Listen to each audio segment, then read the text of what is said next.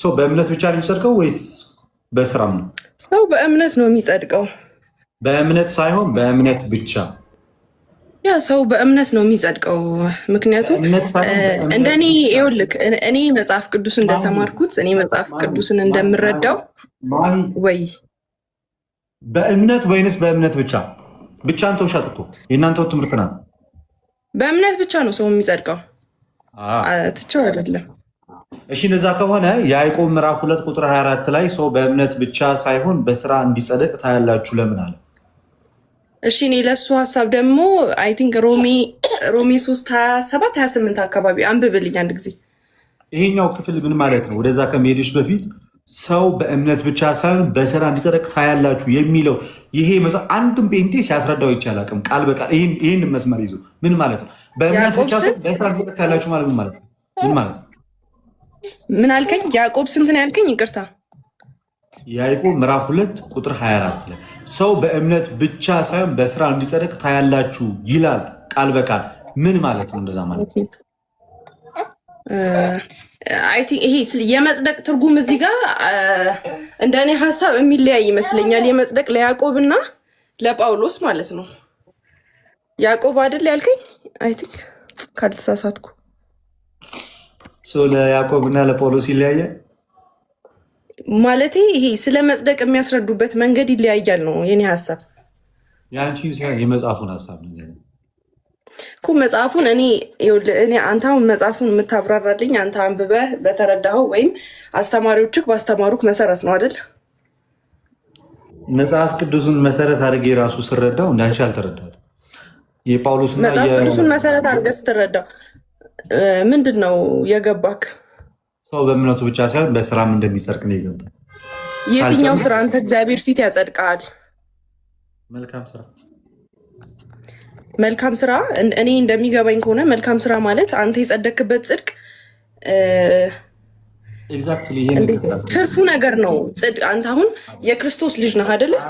አይደለም። ማንም ትርፍ ነገር አይደለም። ትርፍ ነገር ሚንስ ምንድን ነው? የጽድቅህ ትርፍ ነው። የጽድቅህ ትርፍ ነው ማለት ሰው መልካም ነገር ነው መዝራት የሚችለው ከጸደቀ።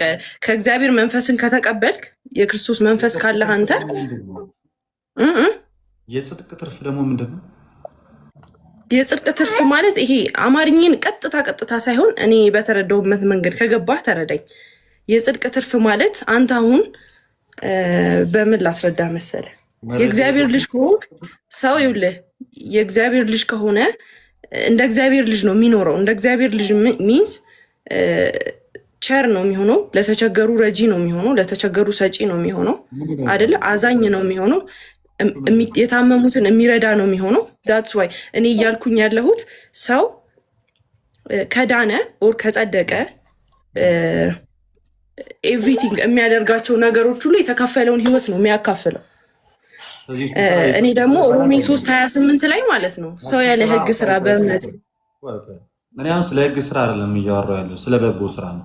ቆንጂት፣ አሁን እሱ ስራ የሰው ልጆች ድነው ከተቀበሉት መንፈስ አንጻር የሚሰሩት በጎ ስራ ጽድቅ ነው ወይስ አይደለም? ጽድቅ አይደለም። ያ ፍሬ ነው፣ የህይወት ፍሬ ነው። ጽድቅ አይደለም ሰው ማለት ነው።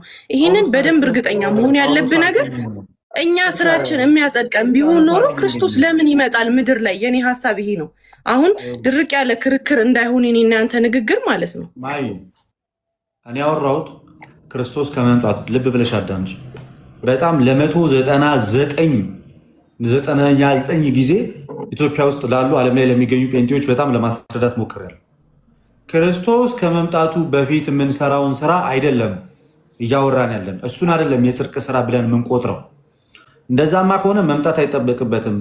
ሰርተን ምንጸድቅ ከሆነ እኛ እያወራን ያለነው ክርስቶስ ኢየሱስ መጥቶ ሞቶ ተነስቶ ሄዶ በክርስቶስ ኢየሱስ አምነን ተጠምቀን የጌታን ስጋና ደም ተቀብለን ያለ ስራችን የእግዚአብሔር ልጅ ከሆን በኋላ ስለምንኖረው ክርስትና ህይወት ስለ እሱ ነው እያወራን ያለነው። እሱ ህይወት የጽድቅ ህይወት ነው ወይንስ አይደለም? እሱማ ይኸውልህ የጸደቀ ሰው የዳነ ሰው የሚኖረው ህይወት ነው። ይኸውልህ የዳነ ሰው የሚኖረው ህይወት የሚያሳየው ፍሬና ውጤት ነው። ለዚህ ደግሞ እየሰጠው ነው የመጽሐፍ ቅዱስ እኮ እሱ ህይወት ያጸድቃል ወይስ አያጸድቅም? አያጸድቅም። ኦልሬዲ ጽድቅ ስንት ነው? ጽድቅ ስንት ጊዜ ነው የሚጸደቀው? እስኪ ጽድቅ ስንቴ ነው የሚጸደቀው? አንድ ይሄን ብቻ መልስልኝ። አንዴ ብቻ የሚጸደቅ ጉዳይ አይደለም። ጸድቆ የሰው ልጆች እየሰሩ የሚኖሩት ሁልጊዜም እያደጉ የሚኖሩት ህይወት ነው። ስለዚህ ያዕቆብ ጽድቅ ብሎ የሚያወራው ምኑን ነው? እሺ ታዲያ ስለምንድን ነው እያወራለሁ? እሺ ይኸውልህ ገላትያን 2:16 ላይ ምን ይላል? ሰው በኢየሱስ ክርስቶስ በማመን እንዲጸድቅ እንጂ በህግ ስራ እንዳልሆነ በህግ ስራ ይጸደቃል ብዬሻለሁ። በህግ ስራ ይጸደቃል ብዬሻለሁ። በህግ ስራ ይጸደቃል ብዬሻለሁ ወይ? እኔ ይኸውልህ አሁን የህግ ስራም ሆነ መልካም ስራ ማለት ይኸውልህ መልካም ስራ አንተ መልካም ስራና የህግ ስራ የተለያዩ ሁለት ነገሮች ናቸው እኮ። እሺ ስለ መልካም ስራ ደግሞ ልንገርህ። መልካም ስራ ይኸውልህ የመጽደቅ ምክንያት ሳይሆን የዳነ የጸደቀ ሰው የሚያሳየው ፍሬ ነው። እኔ እንደማውቀው እኔ እንደምኖረው እኔ እንደተማርኩት ዶክመንተሪ በአንቺ ልክ ላው ፍሬ ያለማፍራት ያስቆርጣል አያስቆርጥም? ፍሬ ያለማፍራት ያስቆርጣል አያስቆርጥም? ያስቆርጣል። ለምን አያስቆርጥም? ፍሬ ባለማፍራት ማለት ልጆች የጽድቅ ፍሬ ባለማፍራታቸው ወደ እሳት ይጣላሉ ማለት ነው ዮሐንስ ይላል። እሺ የጽድቅ ፍሬ ምንድን ነው? የጽድቅ ፍሬ ምንድን ነው? አንተ እያልከኝ ያለው ወደ እግዚአብሔር መንግስት እገባለሁ ለአንድ ለተቸገረ ሰው 100 ብር ብሰጥ አንድ ቆይ ማይ ተረጋጊ፣ ኢሞሽናል አትሁኝ። እሺ ተረጋጊ፣ ተረጋግተን እናውራ። የጽድቅ ፍሬን አለማፍራት ያስቆርጣል አያስቆርጥም? ስለሽ ያስቆርጣል አልሽ አይደለ? ያ ያስቆርጣል ማለት አለማፍራትም አትችልም እንጂ አለማፍራትም አትችልም የተቆረጡ ያሉት እኮ አለማፍራት አትችልም ስል እውነት የክርስቶስን ህይወት አንተ ከተካፈልክ እውነት አንተ የክርስቶስን የጽድቅ ስር ክርስቶስን አምነው ባክ ያደረጉ ሰዎች እኮ አሉ የሉም? አይደለም። እኔ ስለ እውነተኛው ህይወት ነው የምነግረው። ያፈሩትማ ይኸውልህ በመጋዝ እስከ መቆረጥ በእሳት እስከ መጠበስ ደርሰዋል አይደል? ሌላ ክርስቶስ አሉ እኮ ባክ ያደረጉ ሰዎች አምነውት ክርስቶስን ተከትሎ ባክ ያደረጉ ሰዎች አሉ። እስቲል ዴይ ሃቭ ቻንስ እኮ ድጋሚ ክርስቶስን ቢያምኑ አይደል እንዴ? በመንፈስ ካሉማ አላቸው ግን ባክ አድርገዋል ነው። እኔማ ከተመለሱ ሰየው። እኔ ዋናው ነገር እኮ እንዲመለሱ ማሳብ። ግን እኔ ጥያቄ ፍሬ ካላፈሩ ይቆረጣሉ አይቆረጡም? ፍሬ ካላፈራው ይቆረጣሉ። ይኸው ባክ አደረጉ ማለት ነው። ወዴት ነው የሚጣሉት? ወደ እሳት።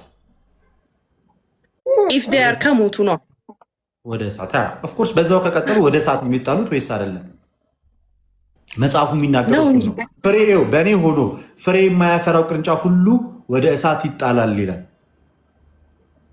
ያ ፍሬ የሚያፈሩትስ ወዴት ይገባል? ፍሬ የሚያፈሩትማ እያልኩ ያለሁት እኮ ማለት ነው። ስማኝ፣ ይገባሉ። የማያፈሩት ወደ እሳት ከተጣሉ ፍሬ የሚያፈሩት ወዴት ነው የሚገቡት? የሚያፈሩት ኦልሬዲ ይኸውልህ አንተ በክርስቶስ አምነህ ስትጸድቅ የት እንደምትይ አንተ አሁን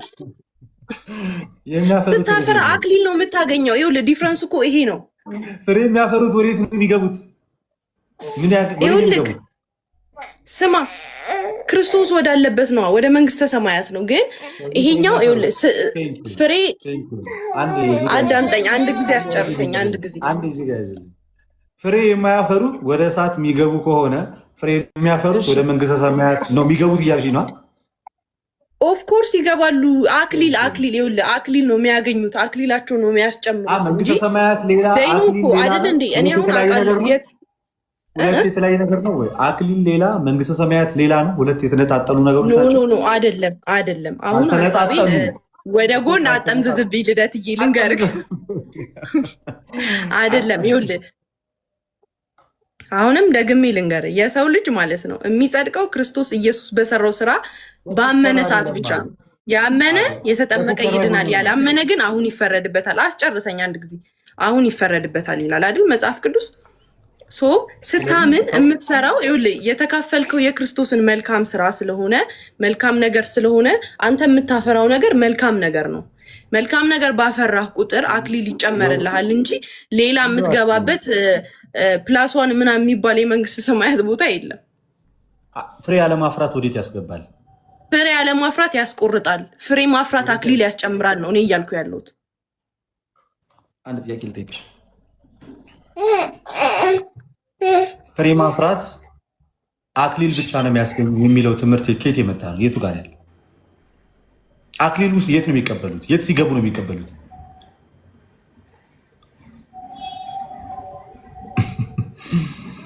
ማይ ፌንጤ ፒፕል ፕሊዝ ሪድ ዘ ባይብል። ትንሽ ገለጥ አድርጓትና በተቻላችሁ አቅም ግለጡት መጽሐፍ ቅዱሱንና ስለ መዳን ምን እንደሚናገር አንብቡት።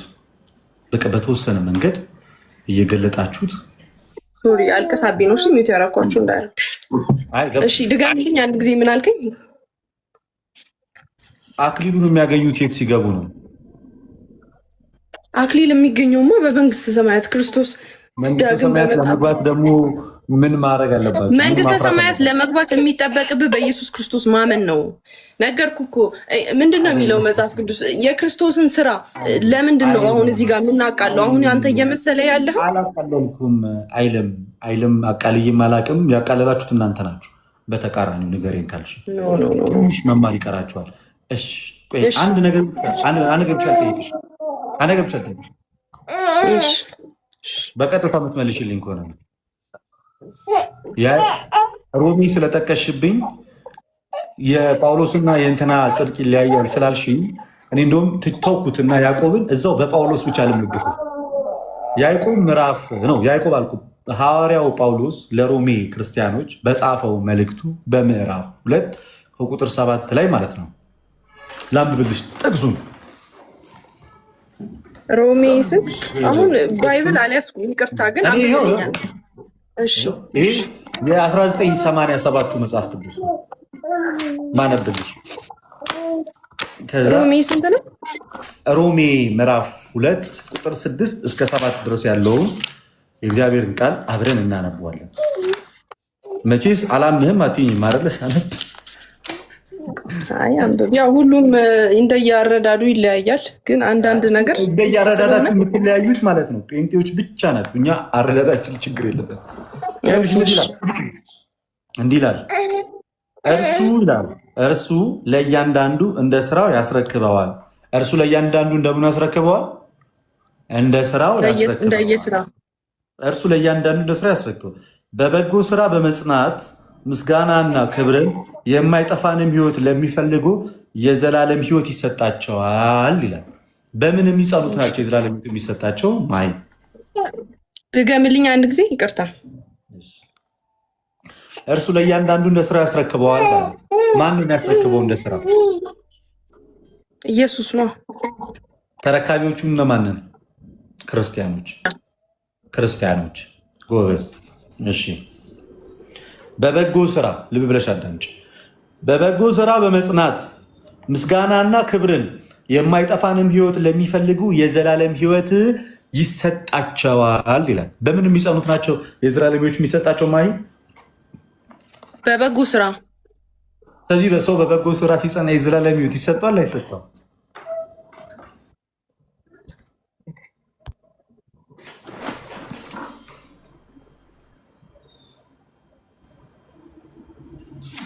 ትንሽ ነው የቀረኝ ልወጣ ጋይስ። እሺ እቺ ብቻ ጨርሼ እወጣለሁ። የሚሄድበት ቦታ ስላለ ማሂ ልጇ እያለቀሰባት ነው። ለዛ ይመስለኛል።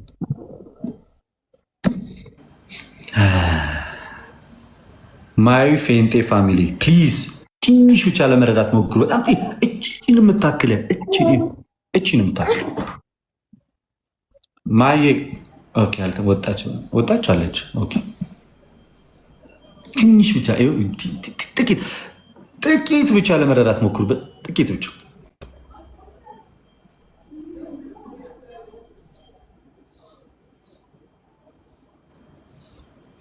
ሮሜ ምዕራፍ 2 ቁጥር 6 እስከ 7 ድረስ አብዛኛው ጊዜ አብዛኛው ፕሮቴስታንት የሚጠቅሰው እሺ ተመለሽ፣ ችግር የለም። እኔ እስከዛ ሌላ ነገር አወራለሁ። አብዛኛው ፕሮቴስታንት የሚጠቅሰው ሮሜ ምዕራፍ 3 ቁጥር 21 አካባቢ ሰው በሕግ ስራ ቢጸድቅ ኖሮ እንኪያስ ክርስቶስ ብቻ ሀሳቦች አሉ እና 3 ላይ ያለው ሀሳብ እግረ መንገዴ ሃይላይት ሊሄድበትና ልንገራችሁ። ሮሜ ምዕራፍ 3 ቁጥር አሁን ግን እንዲህ ይላል፣ ቁጥር 21 ላይ አሁን ግን በሕግና በነቢያት የተመሰከረለት የእግዚአብሔር ጽድቅ ያለ ሕግ ተገልጧል። እርሱ ለሚያምን ሁሉ የሆነ በኢየሱስ ክርስቶስ በማመን የሚገኘው የእግዚአብሔር ጽድቅ ነው፣ ልዩነት የለምና። ሁሉ ኃጢአትን ሰርተዋል፣ የእግዚአብሔርም ክብር ጎሏቸዋል። በኢየሱስ ክርስቶስ በሆነው ቤዛነት በኩል እንዲያው በጸጋው ይጸድቃሉ። እርሱንም እግዚአብሔር በእምነት የሚገኝ በደሙ የሆነ ማስተስረያ አድርጎ አቆመው። ይህም በፊት የተደረገውን ኃጢአት በእግዚአብሔር ችሎታ ስለመተው ጽድቁንም ያሳይ ዘንድ ነው። ራሱም ጻድቅ እንዲሆን በኢየሱስ የሚያምን እንዲጸድቅ አሁን በዚህ ዘመን ጽድቁን ያሳይ ዘንድ ነው።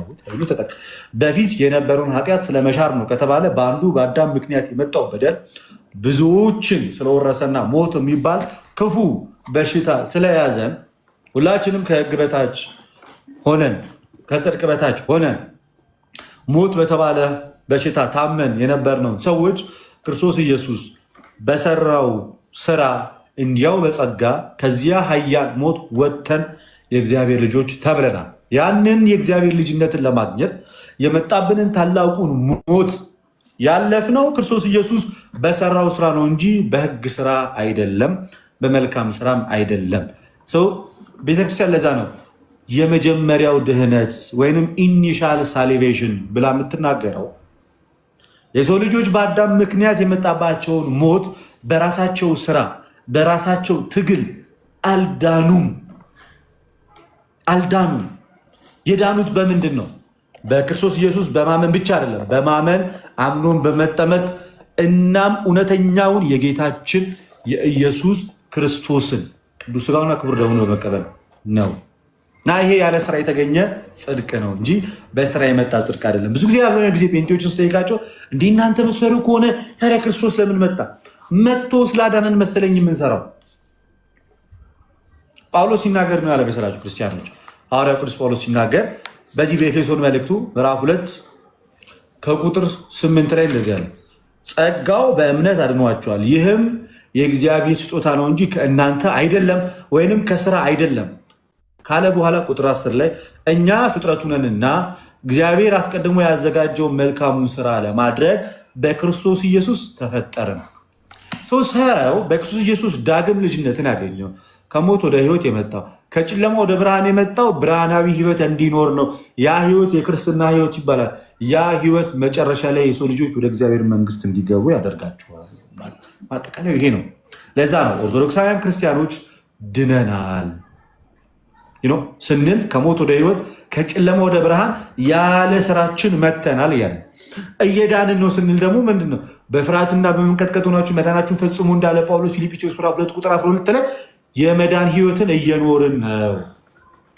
እንድናለን ስንል ደግሞ እርሱ ለእያንዳንዱ እንደ ስራ ያስረክበዋል እንዳለ ጌታ ሁላችን በክርስቶስ ኢየሱስ የፍርድ ወንበር ፊት እንገለጣለን እንዲል ሁለተኛ ቆሮንቶስ ምዕራፍ 5 ቁጥር 10 ላይ እንድናለን ስንል ጌታ ወደኛ ይመጣል፣ እኛም ወደ እርሱ እንሰበሰባለን፣ እርሱም ለእያንዳንዱ እንደ ስራው ይሰጠዋል። ያን እንደ ስራ ራሱ የሚቀበሉ ሰዎች አስቀድሞ በክርስቶስ ኢየሱስ ዳግም የተወለዱ ናቸው እንጂ ዳግም ውለትን ያላገኙ ቢወድቁ ቢፈርጡ ቢነሱ ምንም ቢያደርጉ ለምን ዕድሜ ዘመናቸውን የሰው እግር እያጠቡ እያዘሉ እያበሉ እያጠጡ ኤንጆ ለምሳሌ አይጸድቅም። ያበላል ያጠጣል፣ አይጸድቅም። ውስጥ የሚሰሩ ሰዎችም አይጸድቅም። ክርስቲያኖች ከሆኑ ግን ይጸድቃል። ጽድቅ የለም። ለምን? ይህ በክርስቶስ ኢየሱስ አምነው የሚሰሩ ስራ አይደለም። ክርስቶስ የሚባለን አምላክ አያውቁም። በልባቸው የተነሳው ግን ለሰዎች መልካም ነገር ያደርጋሉ። ያ አያጸድቅም፣ ሊያጸድቅም አይችልም። የሚያጸድቀው በክርስቶስ ኢየሱስ አምኖ የሚሰሩ ስራ ነው። የሚያጸድቀው በክርስቶስ ኢየሱስ አምኖ የሚሰሩ ስራ ነው። ገላትያ ምዕራፍ 5 ላይ እንዳለው ማለት ነው። በክርስቶስ ኢየሱስ በኩል በሱ እምነት በኩል የሚሰራው ስራ ነው የሚያጸድቀው እንጂ ከመሬት ተነስቼ የምሰራው ስራ በጌታ ሳሎን የምሰራው ስራ ጭራሽ አይጸድቅም። አሁን ለምሳሌ ሙስሊሞች ከኛ የተሻለ ህግ ወይም ስራን ይሰራሉ፣ አይጸድቁም። ለምን? ክርስቶስ ኢየሱስ የተባለውን አምላክ አያውቁትም። ጴንጤዎችም አይጸድቁም፣ አልጸደቁም። ለምን? እውነተኛይቱ የክርስቶስ ኢየሱስ ቤተክርስቲያን ውስጥ ህብረት አላደረጉም። በክርስቶስ ኢየሱስ አምኖ አልተጠመቁም። በእውነተኛ ጥምቀት የልጅነት ጥምቀትን አላገኙም። ሁለቱም አልጸደቁም። ከሁለቱ የጠራ ትምህርት ያለው ክርስትና ነው። ይህንን ይመስላል። ለማንኛውም ትመቹኛላችሁ። መልካም ጊዜ ይሁንላችሁ። ኑሐሚን ሻይ አትጥፊ፣ ሊዱ ንባ ምናምን እሱ ልደት ደህና ደር ሊንክና ሼር አድርጉ። ትወዳችኋለሁ። ሰላም ሁኑልኝ። ነገም እንደዚሁ ገባላችኋለሁ ላይቭ። አመሰግናለሁ። ሰላም ሁኑ። ማህዬ ሌላ ጊዜ ነይ በሰፊው እንማማራለን። ልደት በቃ ቼክ አድርግና ደውልልኝ። እሺ ደህና ዳሩ። እሺ ደህና ሁኑ። ማህዬ ሌላ ጊዜ እንዳትረቂ ነይ። ልጅሽ ሳይረብሽሽ ተኝተሽ ምናምን በስነ ስርዓት ነው ያለሽ። ደህና ሁኚልኝ። እሺ ልደት። እሺ ቻው። መልካም አይደል? እሺ